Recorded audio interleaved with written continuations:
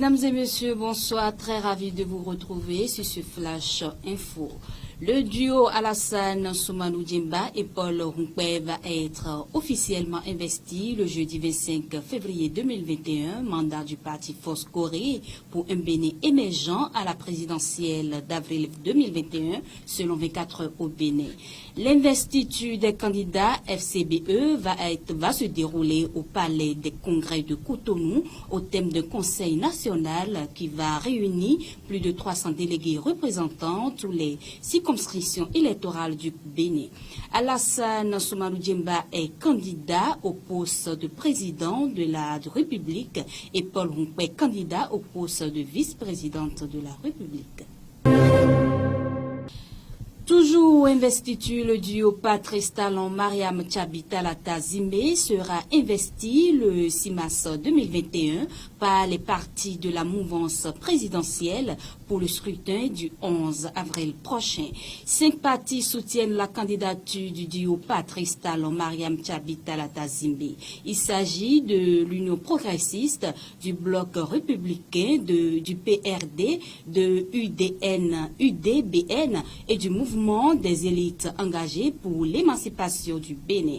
Chaque parti sera représenté à l'investiture du duo par un nombre restreint de délégués en raison de la pandémie du Covid-19. Le lieu de la cérémonie d'investiture n'est pas encore rendu public. Patrice Talon est candidat à sa propre succession au poste de président de la République, a écrit 24 heures au Bénin. Sa colistière Mariam Tchabita-Lata Zimbe est candidate à la vice-présidence de la République. Et puis, Rekiat Madougou se dit ne pas être surprise par la liste définitive des candidats retenus pour la présidentielle d'avril 2021. La Cour constitutionnelle a validé les duos Talon-Talata, Pouehou Agossa et Soumanou Hunkwe, après avoir validé le consensus électoral et les visites médicales.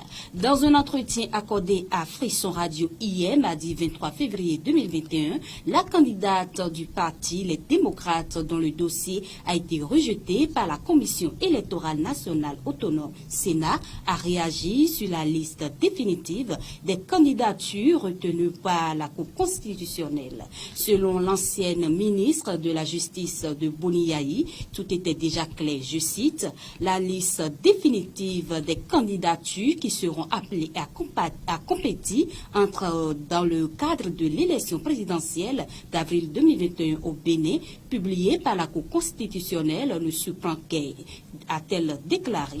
Elle accuse le régime du président Patrice Talon de ne organiser que des élections exclusives. On exclut des candidats de taille, a dénoncé Rekia Madougou. Le dossier de candidature de l'ex-ministre de la Justice a été recalé par la Commission électorale nationale autonome pour défaut de parrainage. Institué par le Code électoral, le système du parrainage est décrié par l'opposition qui y voit un mécanisme du régime du président Patrice Talon pour exclure les opposants. Candidat recalé également à la présidentielle d'avril 2021, le professeur Joël Aivo est toujours actif sur les médias. Le rejet de sa candidature par la commission électorale ne semble pas émousser ses ardeurs. Comme si de rien n'était, Joël Aivo déroule son agenda pour la présidentielle de 2021. Le candidat du Front pour la restauration de la démocratie, FRD, ne semble pas préoccupé par le déroulement des événements. Malgré le rejet de sa candidature par la Sénat, il a conservé une présence médiatique. La semaine dernière, devant la presse nationale et internationale, le candidat du FRD a voulu transmettre de la sérénité à ses sympathisants. Que ce soit très clair, nous sommes déterminés à prendre part à ce scrutin et la vague que nous avons réussi à lever ici au Bénin et dans la diaspora est désormais capable de gagner cette élection, a-t-il rassuré. Le président béninois Patrice Talon a procédé à la promotion de 13 sous-lieutenants des forces armées béninoises au grade de lieutenant ou des grades homologues. Il s'agit de 4 sous-lieutenants de la police républicaine, force unique de sécurité intérieure au Bénin. Parmi les 13 officiers des forces armées béninoises promus, il figure 2 agents de la marine nationale. 7 sous-lieutenants de l'armée du terre sont promus au grade de lieutenant. Et puis le président béninois Patrice Talon a reçu hier, mardi 23 février 2021, le ministre ivoirien de la ville, François Albert Amichia. Le ministre était porteur de messages du président ivoirien Alassane Ouattara. Cette visite entre dans le cadre d'une négociation du vote du Bénin pour l'élection de l'Ivoirien Jacques Anouma à la présidence de la CAF. L'Ivoirien a postulé pour la succession du Malgache Ahmad Ahmad à la tête de l'instance dirigeante du football africain. Selon François Albert Amichia, ministre ivoirien de la ville, l'objectif est de travailler pour que la présidence de la CAF revienne en Afrique de l'Ouest. François Albert Amichia a fait savoir que sa visite n'est pas que pour négocier. Il indique que le président Ouattara l'a mandaté pour recueillir les conseils et recommandations afin que l'Afrique de l'Ouest parte solidaire et unie à cette élection. L'ancien président de la Fédération ivoirienne de football, Jacques Anouma, sera en lice contre le Sénégalais Augustin Senghor, un autre candidat de la sous-région. Et puis, le programme des Nations Unies pour le développement PNUD organise du 23 février au 8 mars 2021 une série de séances d'échanges approfondies sur le rapport mondial sur le développement humain au sein des institutions et organisations publiques et parapubliques ainsi que les organisations de la société civile à tous les niveaux. La cérémonie officielle de lancement s'est déroulée hier mardi 23 février 2021 à l'Infosec à Cotonou. Selon le représentant résident du PNUD au Bénin, 3 messages se dégagent autour du rapport. Premièrement, fait-il savoir la survenue et l'expansion de la pandémie du Covid-19 a exacerbé une myriade d'inégalités dans le développement humain. La Covid-19 s'est rapidement répandue dans un monde interconnecté, prenant racine partout où il a atterri et prospéré, en particulier dans les fissures des sociétés, paralysant ainsi les efforts pour contrôler le virus. Deuxièmement, les déséquilibres planétaires et les déséquilibres sociaux s'exacerbent mutuellement.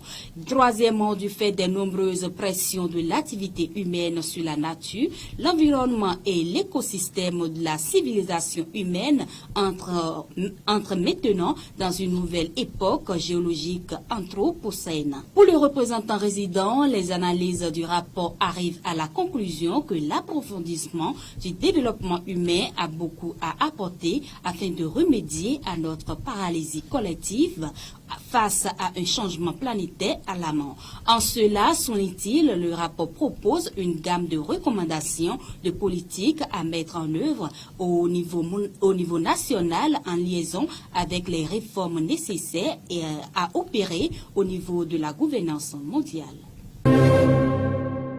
Par arrêté en date du 19 février 2021, le préfet du département Mono, comme l'enseigne Zissou, a interdit la vente et la consommation de la chicha sur son territoire.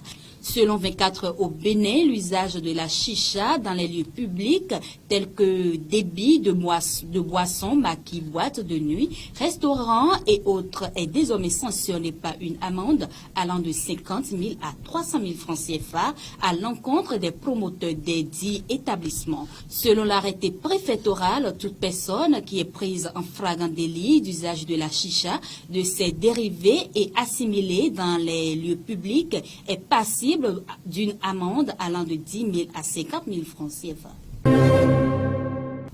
Pour renforcer la lutte contre le paludisme au niveau communautaire, le programme national de lutte contre le paludisme PNLP du Bénin, en partenariat avec Speak Up Africa, organise un atelier national d'engagement des organisations de la société civile. Lancé hier mardi 23 février 2021 par le secrétaire exécutif du CNLSTP à l'hôtel Godel Tulip, le diplomate de Cotonou, met en place un cadre d'échange et de dialogue entre le PNLP et les OSC en vue d'un partenariat durable à travers des stratégies de mobilisation de ressources domestiques et d'engagement communautaire en faveur de l'élimination du paludisme. Tel est l'objectif de l'atelier national qui réunit à Cotonou une cinquantaine de participants. Il s'agit d'un appui à l'initiative Zéro Palu. Selon Madame Assietou Diop Camara, chargée de programme pour l'engagement de la société civile chez Speak Up Africa, les organisations de la société civile constituent le relais entre le gouvernement et les populations. Et puis à Omé, une localité de la commune d'Abomey-Calavi, une domestique âgée de 25 ans est tombée enceinte du garçon de sa patronne âgée de 14 ans. La jeune fille, selon 24 heures au Bénin, assurait la garde du petit garçon depuis l'âge de 3 ans après le décès de son père.